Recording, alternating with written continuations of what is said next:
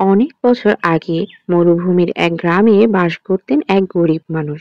নাম ছিল তার আব্দুল্লাহ। তিনি দিনরাত আল্লাহর ইবাদত করতেন, মানুষের সেবা করতেন, কিন্তু দুনিয়ার কোনো সম্পদ ছিল না তার কাছে।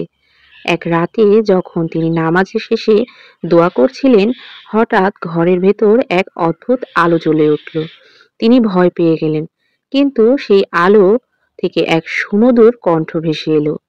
বলল, হে আব্দুল্লাহ, তুমি ধৈর্য ধরো, আল্লাহর রহমত খুবই নিকটে। পরদিন যখন তিনি মরুভূমির পথে হাঁটছিল, হাঁটতে হাঁটতে রাত হয়ে যায়। তখন তিনি লক্ষ্য করলেন আকাশের এক তারা তার সামনে এগিয়ে যাচ্ছে। আব্দুল্লাহ বুঝলেন এটা আল্লাহর এক নিদর্শন। তিনি সেই তারাটিকে অনুসরণ করতে শুরু করলেন। দীর্ঘ পথ শেষে সে তারা তাকে নিয়ে গেল এক পুরনো কূপের কাছে। আব্দুল্লাহ কূপ থেকে পানি তুলতেই দেখলেন পানি থেকে সুগন্ধ ছড়াচ্ছে এবং সেই পানি ছিল মিষ্টি, স্বচ্ছ ও ঠান্ডা।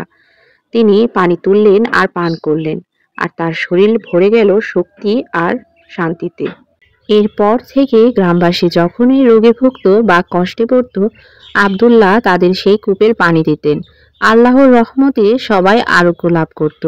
গ্রামবাসী বুঝল আল্লাহ যার উপর খুশি হন তার জন্য অলৌকিক দরজা খুলে দেন। শেষ বয়সে আব্দুল্লাহ সেই কূপের কাছেই বসে থাকতেন এবং সময় কাটাতেন আর গল্প করতেন বাচ্চাদের সাথে, মানুষকে সাহায্য করতেন আর বারবার বলতেন যে আল্লাহর উপর ভরসা করে আল্লাহ তাকে এমনভাবে সাহায্য করেন যা মানুষ কল্পনাও করতে পারেন না। তারপর সে আকাশের দিকে হাত উঠায় আর সকলের জন্য দোয়া করতে থাকে। বন্ধুরা, গল্পটি কেমন লাগলো কমেন্ট করে অবশ্যই জানাবে।